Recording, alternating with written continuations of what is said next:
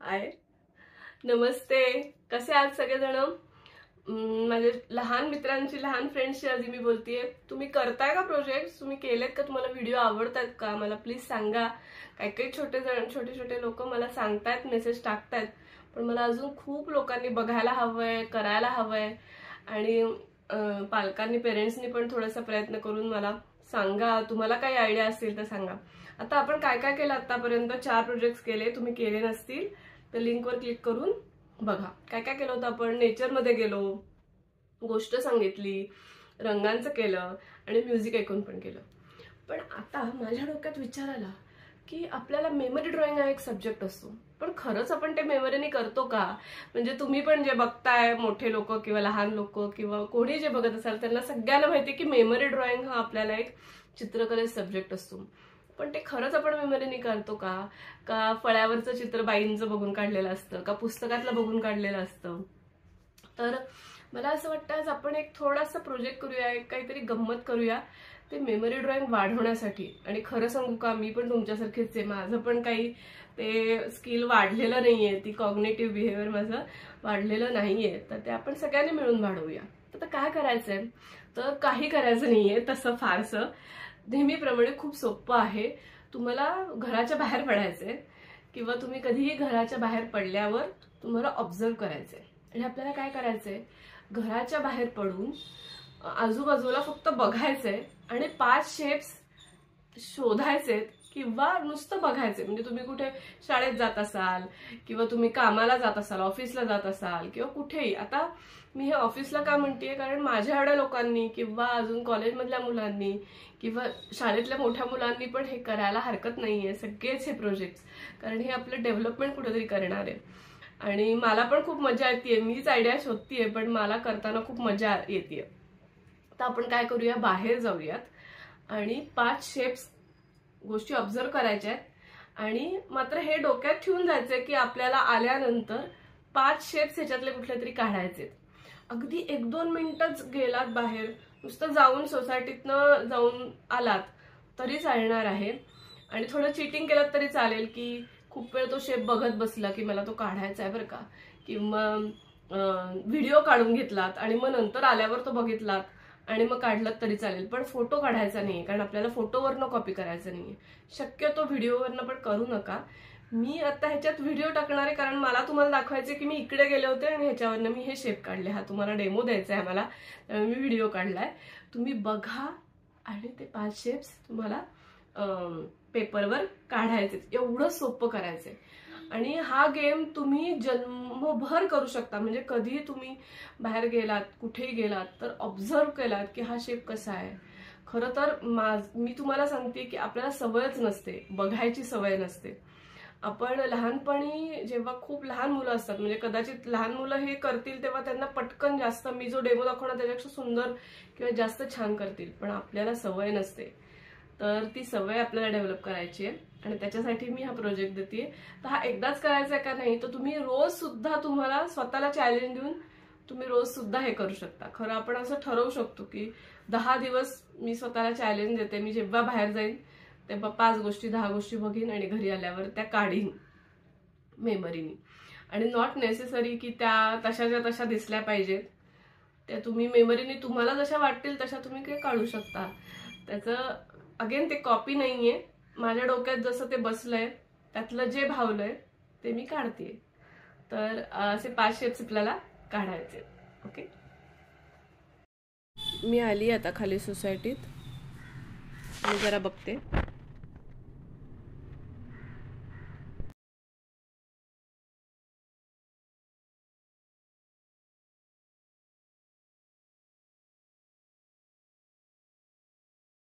आता मी आली आहे वरती आणि मला जे लक्षात राहिलेत ते 5 शेप मी काढणार आहे. आता खरं तर आपण 2 मिनिटात, मला ते आता ती मांजर दिसली होती.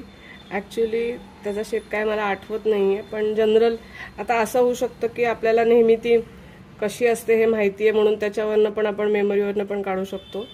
पण मला ते काय आता जमत नाही, पण तरी मला ती काढायची आहे. त्याच्यामुळे मी ती कशी दिसली होती त्याचा काढायचा प्रयत्न करते. चीटिंग करायची नाही आहे म्हणून मी तर असा शेप मला वाटतं तिचा वाटला होता.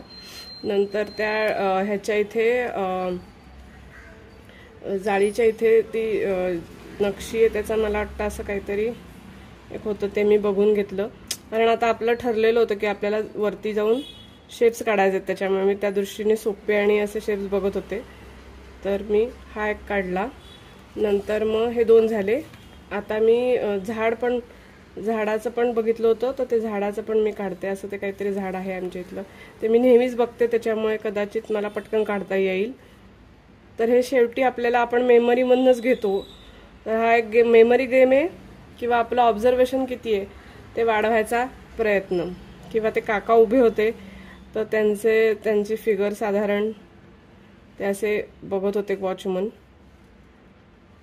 मला आता आठवत नाही कसे उभे होते, पण मी जनरल मेमरीनीच काढणार. आता ऑब्व्हियसली तुम्ही सगळेजण लहान आहात, तुमची मेमरी माझ्यापेक्षा ऑब्व्हियसली शार्प आहे, तर तुम्ही नीट लक्ष देऊन काढू शकता. तुम्हाला लक्षात तरी राहील का तसं काढता नाही आलं तरी. आता हे 4 शेप झालेत. 5वा शेप आता कुठला काढायचा प्रश्नच आहे मला. डस्टबिन दिसलं होतं, डस्टबिनचा. तर आता मी मुद्दामून स्केच पेन घेतलंय, खोडायचं नाहीये आणि काही करायचं नाहीये. मी मुद्दामून की अगदी सुबक आलं पाहिजे हे ते असं काही न धरता मला जे आठवतंय त्याप्रमाणे मी असे शेप्स हे काढलेले आहेत. आता ह्याच्यात काही शेप्स असू शकतात. आता हे 5 झाले. अजून मला आता काय आठवत आहेत का बघते मी. तर ते पार होते असे, आणि पाराची जी ती लाईन गेली होती मला ती अशी वेवी लाईन लक्षात राहिली. ती पाराची लाईन अशी होती आणि मग त्यात असं झाड आलेलं होतं, तर ते लक्षात राहिलंय माझ्या. तर तुम्ही नुसते अशा लाईन्स पण काढू शकता की तुम्हाला हे लाईन्स दिसल्या, त्याच्यात काही पाहिजे असं नाही, ते दिसलं पाहिजे असं नाही, तर ह्या लाईन्स मला दिसल्या. किंवा झेब्रा क्रॉसिंग होतोय, ते झेब्रा क्रॉसिंगचं पण माझ्या लक्षात राहिलंय, पण ते शेप म्हणून काढावं का नाही असा मी विचार करत होते. पण ते पण तुम्ही शेप म्हणून काढू शकता की ते झेब्रा क्रॉसिंग दिसलंय.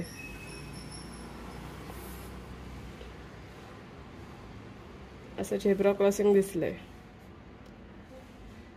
तर असं काहीही आपण काढू शकतो. किंवा अगदीच नाही तर मला बोर्ड दिसले होते सोपं, ते बोर्ड कसे रेक्टँग्युलर आहेत, त्या रेक्टँग्युलर तो शेप काढू शकते मी. तर असे 5 शेप आपल्याला कुठलेही काढायचे बघून. आता तुम्ही काय करू शकता, तो व्हिडिओ मी जो दाखवलाय तो परत बघून त्याच्यावरनं काढू शकता, जर तुम्हाला बाहेर जायला जमलं नाही तर.